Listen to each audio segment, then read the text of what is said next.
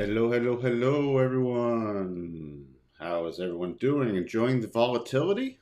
Good morning, Wavy. Glad you got to take some time off. Lots of volatility in the futures. That's why we analyzed both sides last evening, so you were prepared. You just can't, even though I thought the markets would stay down a bit longer than they did, you have to look at always both sides. Hi, Dave. Hope you are doing great. Good morning, Tesla Force. No, we'll see if it was green last time I looked. So hey, Ken, how are you doing? Good morning, options 22. Good morning to Georgia, where it's a lot warmer than here. Looks like everything's gonna blow, but potential double formation on S&P and Nas. Big reversal day. We will find out. By the way, also, let's look at some other things going on. Oh, before that, if you are new here, please do consider subscribing, ring that bell, and hitting the like button. Longer term viewers, please do leave comments and likes to help grow the channel. Now that that's out of the way, we had housing price index month over month coming in just a few minutes ago, a little hotter, 1.2%. Composite 20 to 20 city housing price index year over year, 18.6. Beaten out 18% and higher than the previous. So that's housing still running very hot. Keep in mind, in about 40 minutes, manufacturing and services PMI numbers, and then consumer confidence comes out in about 55 minutes. So keep an eye on that. Not really interested. I'll peek at the manufacturing index from Richmond, but that's not major. Home Depot and Macy's, both are the big ones that I was watching for earnings this morning, so we can check in on that if anybody wants to, unless you really want to focus on Krispy Kreme. Let's see, but let's get to what's important. And before we do, thank you, Josh. Hope we had the sector overview. I don't even know what to put up. Then I just a bunch of live streams, but thanks for watching those. Hey, Daniel. Good morning on it. Let's see. So bounce down. Look, we had our cluster, our harmonic, and our significant level, 4260, 4255 area. Nice little reversal up here. Also running up, we had 4389 as key resistance. So it's caught between a couple major levels. So those are the ones I will still be watching. You can look at the shorter term charts coming out of this horizontal base. Got some momentum bars and now stalling out. Remember, we had 43.42 level, and look how well that's holding as resistance. Remember, you're not trying to nail highs or lows. Keep watching the key closes. Yeah, you got this little one right above it, but then not being able to close above it. So short term, I'd be watching about 43.24 area for support. Prior area with the rising little 15-minute rotation zone. You break down around there, we have a clear path move, and I'd watch then for support back down. Major support would come in around 42.83 to the upside. You start getting some momentum back above 43.44, 43.50. Then I'm going back to 43.66, then 43.89. NASDAQ. So that's where we're just going to have to do short-term plays. Also remember, before we get to the NASDAQ, rotation zone is still against it. So even above 43.89, you have the top of the rotation zone and the 200, which is now resistance again. So that's what I will be keying off of. The NASDAQ, also rotation zone against it, finally completed all the targets for the double. So that is done.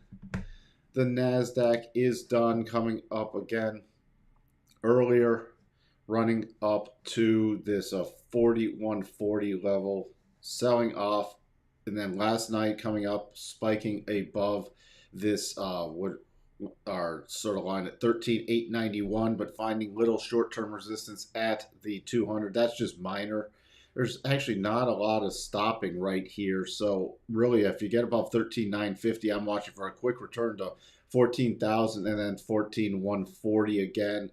To the downside, I'm just going to be watching this 15-minute rotation zone into the open, 13,877, 13,878. If we get below that closing basis, clear path move, prior major support back down here, coming in about 13,720 and then 13,616. So those are all the upside and the downside for the NASDAQ. Dow, again, everything's at indecisive moments, also rotation zone against it. We had 33, 414 as a harmonic.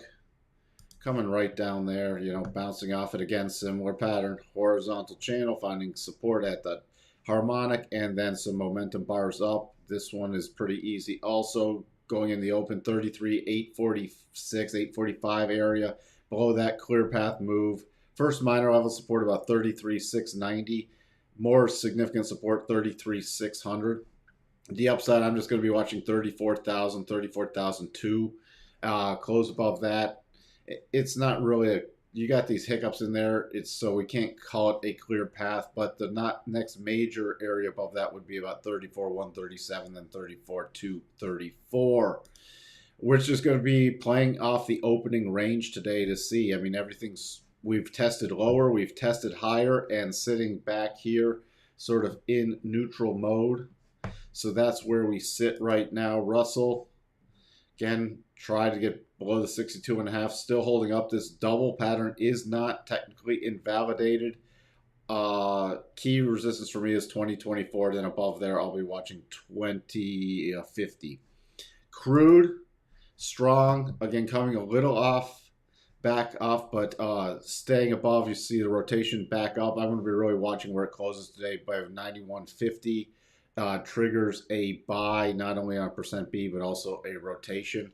And we will keep an eye. Yes, we do have a potential little mini double top, but that would only confirm on a trade back below 87.46. So I will keep an eye. I'm not expecting a lot of crude weakness, but again, you always got to prepare for the up and down side. And if we got that confirmed, then I'd watch again for the bigger pullback. And the market would have shrugged off the Russia-Ukraine situation. Let's see. 48.9 year-over-year rental increase in Miami. That is crazy. I mean, and the housing numbers aren't anywhere baked into the inflation numbers. They generally take, because of the way they do it, about 6 months. So keep that in mind. Joining a bit late, will be a telling day. It will be a very telling day again. Even on a bounce, I'm still in the super bearish mode, rollover mode, so it would have to do something pretty substantial to get through those daily rotation zones. Gold, not doing much. I mean, we are coming off its highs. The silver, not doing much. I mean, it's still moving up, but watching this 200 as key resistance. You see, stalling it out there, and we're approaching it again. Notes, really interesting, spiking, trying to get a move up above the rotation zone. As I said, we have a double that's confirmed but not triggered yet, and doubles against the rotation zone on the daily basis are slightly lower probability because of this happening, but we could easily still rotate back up and close above this as long as it does not pull back all the way down to this 125, 27, 26 area. It's still a valid double. Dollar index sitting there at neutral. Let's check in Home Depot. Home Depot, because we had a double within a double. We talked about earnings. They came out this morning, reported 321 versus estimate of 318, beat on revenue, but I didn't look at detail on it, but I can just tell you trading down here, 336, that people didn't like it. So this doubles off. Probably this doubles off. I'll have to do some measurements later, but we'll just remove it for now because, again, you have the daily rotation zone sloping down. Remember, we had that big double top, trading against the 50, now below the 50. So I'm still watching longer term for a bigger pullback. I'm really going to be watching over the next few weeks for it to return to the 300 area. So even on rallies for me are to still be sold in Home Depot unless we really get back into this area and start getting some strength above the daily rotation zone. Hey Mike, I'm setting up my templates for trend extensions and retracements, trying to know what to establish my points in the right template. In the crude, you had retracements, and then on crude, I had the harmonic retracements from these lows in the beginning of December up to the most recent highs, and those are 12.5% increments. And the extensions are from the key lows back in December, and then I have another one all the way back, the major ones from November. if you want to do another recent swing, I just kept these on. You could have done a reverse harmonic, but that's a little close. This one was better for the bigger play if we were going to gap above prior highs. So those are the levels I am using right now. It's the harmonic extensions are from the current all-time highs, yes. From the recent swing, not the all-time highs. I mean, you'd have from the most recent highs. Let's put it that way. Let's peek at Macy's real quick. Macy's still caught in this big horizontal channel. I mean, overall for Macy's plays, 23 is key support right now with the 200, and 28's resistance. So as long as it's staying in there, there's just nothing going on. A pop above 28 on a closing basis takes you in clear path move, and a break below 23 eventually takes you below the 200, and then it'd be selling again. Really, there's nothing to do for me in Macy's. Just want to touch on that because it was earnings. I know some people are watching it. With that, let's just peek back in. Again, S&P really going to be watching. I mean, key off that opening range. So again, we're watching for it. Looks. I'm just going to look at the S&P again. You're going to be watching a break either above this resistance or below this support to help determine the morning direction. We'll peek at Tesla too. What is Tesla doing? Down slightly pre-market. Remember, I'll immediately, if we open down here, put on my gap retracements for the potential gap fill play. Key support, we have the rising 200 about 828. We have 823 harmonic. If it did drop below there, next key level is about 810. And then below there, it would be a retest of the 792s to the upside. Besides having to fill the gap, resistance now comes in about 860. And then on a move above there, if it can get above 860, let's take a look at the shorter term. Then I'm going back to roughly around 897 to 900. That's really it. So it's again, with it pre-open slight down here, it might be a real quick gap fill. And if we get above 860, I'm watching for that run eventually to 900 again. But it's in bearish mode across the board. So it's just quick little bounce. Other than that, not much going on. Thank you, everybody, for attending. Thank you, Amit. And we will talk to everyone later. By the way, again, if you're new here, please do consider subscribing, ringing that bell, and hitting the like button. Longer-term viewers and members, please do leave comments and also hit those like buttons. Why